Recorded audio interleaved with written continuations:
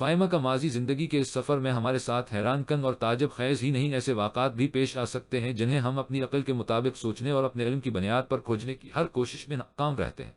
ماورائے عقل کوئی بھی واقعہ یقیناً ناقابل فراموش یاد بن جاتا ہے، لیکن ہم کبھی اس کی حقیقت نہیں جان پاتے۔ روکو فارس، کیا اس کی مثال میں دون فائمہ نے ایک دم فارس کو ٹوک دیا تھا؟ کیا تمہارے پاس کوئی ایسی یاد ہے؟ فائمہ اس کے تجسس کو دیکھتے ہوئے بستر سے اٹھ بیٹھی تھی۔ ہاں فارس، تمہارا ایک رات میں میرا تھیسس مکمل کروا دینا، حالانکہ تم ایک دن بھی یونیورسٹی نہیں گئے تھے۔ مجھے آج بھی اس سب پر بالکل بھی یقین نہیں آتا۔ وہ فائمہ کا جواب سنتے ہی بے اختیار مسکرا دیا تھا۔ مجھے لگا تھا تم کسی اور رات کا ذکر کرنے والی ہو۔ فائمہ اس زمانی جملے کو سمجھ گئی تھی۔ کوئی اور رات؟ تم تو صرف ان درختوں سے اور جنگلوں سے پیار کرتے ہو نا، کیوں ان سے پیار نہیں ہو سکتا؟ کیا شاید ہوتا ہو فارس، کائنات کا سارا نظام ہی محبت کا عکاس ہے؟ پھر بھی نہ جانے کیوں محبت کے تصور پر ہی انسان کی سوچ مرد و عورت کے تعلق تک محدود ہو جاتی ہے۔ فارس نے ہمیشہ کی طرح فائمہ پر اپنی فلسفی جھاڑی تھی۔ وہ ہمیشہ ہی ایسا کرتا تھا۔ ان کی ملاقات 6 مہینے پہلے ہوئی تھی، جب فائمہ اپنی اسٹڈی ریسرچ کے لیے شہر سے دور ایک چھوٹے سے گاؤں کے پاس بنے ان خوبصورت جنگلات میں آئی تھی، اور پھر ایک طرح سے یہاں کی ہو کر رہ گئی تھی۔ فارس سے ملنے کے بعد ان جنگلات میں ریسرچ کرنا تو صرف ایک بہانہ تھا۔ حقیقت میں تو فارس کی کشش اسے ایک پرونق یونیورسٹی سے ان ویران جنگلات میں لے آتی تھی۔ اس کو یونیورسٹی کی لیب سے زیادہ مزہ اس چھوٹے سے گھر میں آتا تھا، جو جنگل کے بالکل درمیان میں ایک ندی کنارے موجود تھا۔ اس گھر میں بہت سی سہولیات نہیں تھی۔ درختوں کی ٹہنیوں اور پتوں سے بنا ایک بستر، کھانے کی چند بنیادی چیزیں اور کچھ ضروری سامان، یہی فارس کی کل کائنات تھی۔ فائمہ کے یہاں آنے کے بعد اس گھر میں چند کتابوں اور کچھ ریسرچ میٹریل کا اضافہ ضرور ہو گیا تھا۔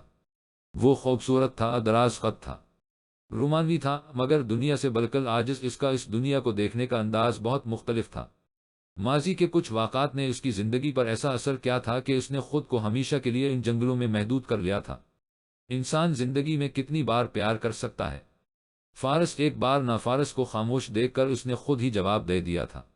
نہیں، ہر بار انسان کو ہر اس چیز سے محبت ہو جاتی ہے جو اس کی دسترس سے باہر ہو۔ وہ الگ بات ہے کہ وہ خود سے ہی جھوٹ بولتا ہے، خود کو ہی دھوکہ دیتا ہے۔ نہیں، غلط، تم یہاں بھی غلط ہو فارس۔ انسان کو محبت صرف ایک بار ہوتی ہے، یہی حضرت انسان کی نیچر ہے۔ مگر فائمہ، نیچر کے ساتھ فطرت کا وجود بھی تو ہے۔ جب تک انسان اپنی نیچر پر رہتا ہے، اسے ہر خوبصورت چیز اچھی لگتی ہے۔ جیسے ہی اس پر فطرت غالب آتی ہے، وہ اپنی پسند و ناپسند کا معیار اپنی ضروریات کے حساب سے ایڈجسٹ کرنا شروع کر دیتا ہے، اور پھر وہ بیوقوف خود سے جھوٹ بولتا ہے۔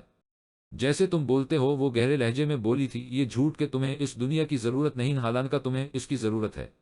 تم نے کبھی بلیک ہول کے بارے میں پڑھا ہے؟ وہ سوالیہ انداز میں اس سے مخاطب ہوا، ہاں، وہ دور آسمانوں میں اس کائنات سے کوسوں دور خلا کی ایک اندھیری دنیا میں ایک بہت بڑا ہول ہے جس میں صرف اندھیرا ہی اندھیرا ہے، مگر اس کی خاصیت یہ ہے کہ وہ اپنے قریب سے گزرنے والے ہر سیارے کو اپنے اندر کھینچ لیتا ہے، اور پھر وہ سیارہ کبھی اس ہول سے باہر نہیں نکل پاتا، ایک طرح سے اس کا قیدی بن کر رہ جاتا ہے۔ وہ فائمہ کے بولتے چہرے کو مسلسل دیکھ رہا تھا۔ تمہاری اس دنیا کی مثال بالکل اسی بلیک ہول کی مانند ہے جو بھی خواہشات کی ٹوکری لے کر اس میں جاتا ہے۔ وہ ہمیشہ کے لیے اس کا قیدی بن کر رہ جاتا ہے، اور پھر کوئی طاقت اسے اس بلیک ہول سے نہیں نکال سکتی۔ تو کیا ہم سب دنیا دار قیدی ہیں؟ ہاں، تم سب قیدی ہو۔ اس بلیک ہول کے نفس کی خواہشات نے سب کو اپنا قیدی بنا رکھا ہے۔ تو کیا تم نفس کے قیدی؟ فارس، بالکل نہیں۔ تو تمہارا اس رات میرے قریب آنا کیا تمہارے نفس کی خواہش نہیں؟ وہ صرف ایک فون کال تھی فائمہ، صرف ایک کال۔ میرے خیال سے تو یہی تھا۔ جب ایک لڑکی سارا دن کسی کے ساتھ تنہا رہے اور پھر رات کو وہی شخص اچانک فون کر کے اس لڑکی کے جذبات بھڑکانے کی کوشش کرے، تو کیا تب بھی وہ صرف ایک فون کال ہی رہے گی؟ کیا کہا تھا تم نے فارس کے مجھے تمہاری نازکی کا احساس دوران وصال بھی رہے گا؟ اس نے ہمت جمع کرتے ہوئے اس فون کے ریلیشن کی کہانی کو آج ڈسکس کرنے کی ٹھان لی تھی، جو کئی دنوں سے صرف فون کالز تک محدود تھا۔ اگرچہ ان کی ملاقات روز ہوتی تھی، مگر ان فون کالز کے متعلق وہ ہمیشہ انجان بنے رہتے تھے۔ تم نے کبھی مجھے چھوا تک نہیں، تمہیں میری نازکی کا احساس کب ہوا، یا میں یہ سمجھوں یہ مجھے پھسلانے کی ایک چال تھی؟ یہی خامی ہے تم لوگوں میں کہ ہر رشتے کو تم لوگ صرف ایک چال سمجھتے ہو۔ تم لوگ خواب تو دیکھتے ہو، مگر جب وہ خواب حقیقت بننے لگتے ہیں تو تمہیں ان سے ڈر لگنے لگتا ہے۔ تمہارے جسم کی نازکی نیچرل ہے، اور نیچر کی خوبصورتی یہی ہے کہ اس کو کسی غلاف میں چھپایا نہیں جا سکتا۔ مجھے تمہاری نازکی کا احساس تمہاری آنکھوں سے ہوا تھا۔ مجھے یقین ہے کہ تمہیں چھونے سے زیادہ دل فریب تمہیں محسوس کرنا ہے۔ مجھے تمہاری باتوں سے شدید احساس ہوتا ہے کہ تم مجھے ضرور چھونا چاہو گے۔ کیا تمہیں مجھ سے کوئی پیار تو نہیں ہو رہا؟ نہیں، مجھے صرف محسوس کرنے کی طلب ہے، کیونکہ ہمارے راستے بہت مختلف ہیں۔ تمہیں دنیا کی رونقیں اور رشتے لبھاتے ہیں اور مجھے دنیا کی ہر چیز سے دور رہنا پسند ہے۔ میں بھی تو اسی دنیا کا حصہ ہوں۔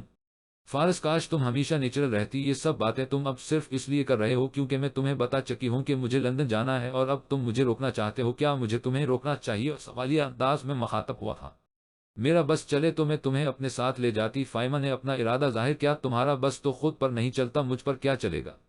تم اچھے سے جانتے ہو کہ میری بہن ماہا اس دنیا میں موجود میرا اکلوتا رشتہ ہے اور میں اس کی مرضی کے بغیر کچھ نہیں کر سکتی۔ میں تو یہ بھی اچھے سے جانتا ہوں کہ وہ تمہیں صرف اپنے فائدے کے لیے استعمال کرتی ہے، وگرنہ اگر اسے تمہاری خوشی عزیز ہوتی تو وہ کبھی تمہیں لندن جانے کے لیے فورس نہیں کرتی۔ میرا اس کے سوا ہے ہی کون؟ فارس، زندگی رشتوں کی محتاج نہیں ہوتی فائمہ، مگر رشتے انسانوں کے لیے ہی بنے ہیں۔ تم میری آنکھوں میں دیکھ کر بتاؤ، کیا تم ماہا سے مطمئن ہو؟ شاید نہیں، مگر اتنا اطمینان ہے کہ میری بہن میرے لیے کبھی غلط نہیں سوچے گی۔ میری ہزار دلیلیں بھی تمہیں اس بلیک ہول سے دور نہیں رکھ سکتی اور یہی حقیقت ہے۔ شاید ایسا ہی ہو فارس، خیر رات ہونے والی ہے، مجھے گھر جانا چاہیے۔ وہ اس بستر سے اتر کر واپس جانے کی تیاری کرنے لگی۔ اس کی شدید خواہش تھی کہ فارس لندن ضرور جاتا، مگر ایک جھوٹی انا اس کو محبت اور ہمیشہ ساتھ رہنے کی خواہش کا اظہار کرنے سے روکے ہوئے تھی۔ ہر لڑکی کی طرح فائمہ بھی اپنے لیکسی خاص کی محبت دیکھنا چاہتی تھی، مگر اس کا خاص کچھ اور ہی نظریات رکھتا تھا۔ اس نے اپنے چند ضروری پیپر لیے اور اس چھوٹے سے گھر سے نکل کر باہر آئی جہاں ہلکا ہلکا اندھیرا چھانے لگا تھا۔ اس نے ابھی دہلیز پار ہی کی تھی کہ فارس نے اسے بانوں میں دبوچتے ہوئے ایک گھنے سے درخت کے ساتھ لگا دیا اور خود کو اس کے چہرے پر جھکاتے ہوئے اس کے ہونٹوں پر ٹوٹ پڑا۔ یہ سب اتنا اچانک تھا کہ فائمہ خود بھی سمجھ نہیں پائی تھی۔ اس کی مزاحمت بھی چند لمحوں تک کی تھی، اگرچہ یہ سب پہلی بار ہوا تھا، مگر وہ اس سب سے بالکل انجان نہیں تھی۔ وہ ایک لمبا عرصہ یونیورسٹی لائف گزار آئی تھی جہاں ریلیشن شپ میں یہ سب نارمل تھا، مگر اسے اس نارمل چیز تک پہنچنے میں بھی 6 مہینے لگے تھے۔ شاید وہ ڈرتی تھی، وہ اس بوس و کنار سے اپنے خیالات میں کئی بار محظوظ ہوئی تھی۔ چاہے جانے کا احساس محسوس کرنا ہر کسی کا دیرینہ خواب ہوتا ہے جس کی تعبیر اس کی شخصیت کو نکھار دیتی ہے، اور یہ نکھار اس وقت اور بھی زیادہ اثر دکھاتا ہے جب کسی ایسے شخص کو محبت اور تعریف و توجہ ملے جو ہمیشہ سے اس سے محروم رہا ہو۔ یہ سلسلہ یوں ہی چلتا رہا اور شاید ہمیشہ اسی طرح چلتا رہتا اگر ماہا کی زد اسے لندن جانے پر مجبور نہ کرتی۔ جائز و ناجائز کی بحث سے کوسوں دور اپنی حدود کا تعین کرے وہ اس الگ تھلگ دنیا میں بالکل خوش تھے کہ وہ دن آ پہنچا جب ان کی ملاقات آخری تھی۔ وہ ایک خوبصورت رات کا دل فریب لمحہ تھا جب وہ ایک پرسکون دنیا میں تنہا بیٹھے تھے۔ ہلکی ہلکی ٹھنڈی ہوا کے جھونکے روشنی کے لیے جلائی گئی لکڑیوں کی آگ کو جوش دے رہے تھے جس کی روشنی فائمہ کے اداس چہرے کو روشن کر رہی تھی۔ وہ دو مخالف سمت میں چلتی کشتیوں کی مسافر بن کر رہ گئی تھی۔ ایک طرف ماہا اسے ہر صورت لندن اپنے پاس بلانا چاہتی تھی۔ وہ خود چند ماہ پہلے ہی وہاں گئی تھی اور اسے لگتا تھا کہ فائمہ کی زندگی لندن میں زیادہ اچھی گزر سکتی ہے۔ ماہا نے فائمہ کی پی ایچ ڈی تک کی تعلیم پر ایک کثیر سرمایہ صرف کیا تھا۔ دوسری طرف فارس اسے اسی سنسان مگر پرسکون دنیا میں رہنے پر بضد تھا۔ اگر اس سب کا اختتام یہی ہونا تھا، فارس، تو پھر تم میرے ساتھ اس راستے پر چلے ہی کیوں تھے؟ فائمہ کی دھیمی آواز نے خاموشی توڑی تھی، ورنہ اس سے پہلے وہاں صرف پتوں کی سرسراہٹ تھی اور جلتی لکڑیوں کی آواز۔ فائمہ اس کے عقب میں بیٹھی اداس نظروں سے اس ندی کو دیکھ رہی تھی جس کے بے زبان کنارے دونوں کی محبت کی گواہی دے رہے تھے۔ یہ ندی کے خاموش سنسان کنارے اس ایک ایک لمحے کے عینی شاہد تھے جو فائمہ نے یہاں گزارے تھے۔ بے زبان کنارے ہی نہیں، دونوں کے جسموں تک کو زبان ملی ہوئی تھی، اگر چپ تھی تو صرف فائمہ کی زبان، کیونکہ وہ جانتی تھی کہ یہ آخری ملاقات ہے اور وہ دونوں الگ الگ راستوں کے مسافر ہیں۔ دونوں کے زندگی جینے کے انداز بالکل مختلف ہیں۔ اب آخری بار بھی وہ دونوں ایک دوسرے کو قائل کرنے میں ناکام رہے تھے۔ فارس نے اپنی بانہوں کا حصار فائمہ کے بدن کے گرد بناتے ہوئے خود کو اس کے قریب کر لیا۔ میں تمہیں کبھی اس راستے پر نہیں لایا تھا فائمہ، تم اس راستے پر خود آئی تھی۔ تمہارے سامنے ہمیشہ دو راستے تھے مگر تم کبھی کسی ایک کا انتخاب نہیں کر پائی۔ اب بھی تمہارا جسم میری محبت کی گواہی دے رہا ہے اور تمہارا دماغ اس دنیا کی محبت میں ڈوبا ہوا ہے۔ یہ ایک لاحاصل بحث ہو چکی ہے فارس، اور میں نہیں چاہتی کہ میں تمہارے ساتھ یہ آخری لمحات اس بحث کے چکر میں ضائع کر دوں۔ فائمہ اپنی بہن کے سامنے اپنی ہار تسلیم کر چکی تھی۔ میں جانتا ہوں فائمہ کہ تمہیں کن خدشات نے گھیر رکھا ہے۔ فارس اس کے بالوں کو اس کے کان سے ہٹاتے ہوئے ہونٹ اس کے کانوں تک لے گیا تھا۔ فکر نہ کرو فائمہ، میرا احساس ہمیشہ تمہارے ساتھ رہے گا۔ جب تمہاری روح بے ہنگم ہجوم کی تنہائی میں کانپنے لگے اور بلیک ہول میں تمہاری سانسیں اکھڑنے لگے تو تم مجھے یاد کر سکتی ہو۔ میں تمہیں ولیم ورڈزورتھ اور جان کیسٹ کی وہ رومانوی نظمیں سناؤں گا جنہیں سن کر تمہیں اپنے وجود پر میرا لمس محسوس ہونے لگے اور پھر تم سکون پاؤ۔ وہ سرگوشی کرتے ہوئے اپنی انگلیاں فائمہ کی گردن پر حرکت دے رہا تھا۔ فارس اس کے بالوں میں بندھی گانٹھ کو نزاکت سے کھول کر اپنا چہرہ ان میں چھپاتے ہوئے گردن تک لے گیا تھا۔ اس کے ہاتھ کی پشت اس کی گردن پر حرکت کرتے ہوئے اپنی تپش اس کے بدن میں منتقل کر رہی تھی۔ اس کا چہرہ ہر لمحہ زرد اور ہونٹ خشک ہو رہے تھے۔ فائمہ کی تیز ہوتی سانسوں کا ساز پتوں کی سرسراہٹ میں مل کر ایک نئی دھن ترتیب دے رہا تھا جس کو سننے کے لیے اس جنگل میں فارس کے سوا کوئی نہیں تھا۔ فارس نے فائمہ کے دونوں کندھوں کو سہارا دیا اور پھر اپنے ہونٹ اس کی گردن کی پشت پر پوسد کر دیے۔ وہ لمبے سانس لیتے ہوئے اپنی گردن ہوا میں بلند کر چکی تھی۔ اس کے ہونٹوں کی تپش اپنی گردن پر محسوس کرتے ہوئے وہ اس کی بانوں میں پھسلتی چلی گئی۔ ہمیں رسمی طور پر ایک دوسرے کو الوداع نہیں کہنا چاہیے، تم بھی جہاں سے چاہو مجھے چوم سکتی ہو۔ وہ اپنے ہونٹوں کی حرکت اس کے کان پر روک چکا تھا جب فائمہ نے اسے دھکیل کر خود کو اس پر سوار کر لیا اور پھر اپنا چہرہ اس کے چہرہ پر جھکاتے ہوئے اس کی آنکھوں کو چومتی ہوئی اس سے الگ ہوئی تھی۔ یہ آخری ملاقات تھی۔ اب کی بار فارس کے ہونٹوں پر ہونٹ رکھنے کی ہمت فائمہ میں نہیں رہی تھی۔ اب کہ ہم بچھڑے تو شاید کبھی خوابوں میں ملیں، جس طرح سوکھے ہوئے پھول کتابوں میں ملیں۔ رستم شاہ کی وحشت اور رعب سے کانپتی فائمہ اسے اپنی طرف بڑھتا دیکھ کر ہر لمحہ مرتی جا رہی تھی۔ اسے لگ رہا تھا کہ جیسے ابھی اس کا دل پھٹ کر باہر آ جائے گا۔ وہ پانی میں کھڑی اپنے بدن کو سمیٹنے کی ناکام کوشش کر رہی تھی۔ جب وہ اس کے قریب گیا تو فائمہ کی آنکھوں سے بے اختیار آنسو نکل آئے تھے۔ اسے بالکل اندازہ نہیں تھا کہ یہ ساری پلاننگ اتنی بری طرح فلاپ ہو جائے گی۔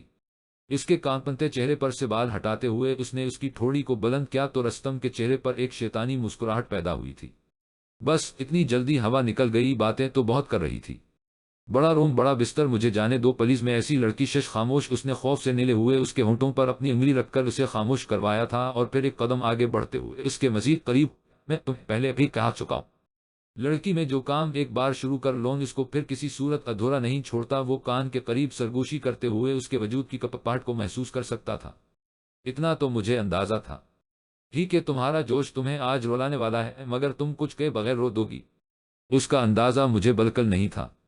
اس نے فائمہ کے گرد بانوں کا حصار بنایا، میرے خیال سے مزید وقت ضائع کرنا فضول ہے۔ اس نے فائمہ کو ایک ہی جھٹکے سے پانی میں ڈبو دیا تھا۔ وہ ایک دم سے چلائی مگر رستم اس کی چیخوں سے بے نیاز اسے پانی میں ڈبکیاں دیتا رہا۔ وہ چند ہی لمحوں میں بے حال ہو گئی تھی۔ رستم نے اس کے بدن سے شرٹ کو ہٹاتے ہوئے اسے پانی سے اٹھا کر اپنے بستر پر پھینکا۔ میری بات سنو، میں تمہیں سب سچ بتاتی ہوں، وہ مرتی کیا نہ کرتی۔ اس نے رستم کو سب سچ بتانے کا فیصلہ کر لیا تھا، مگر وہ بھلا کہاں سننے والا تھا۔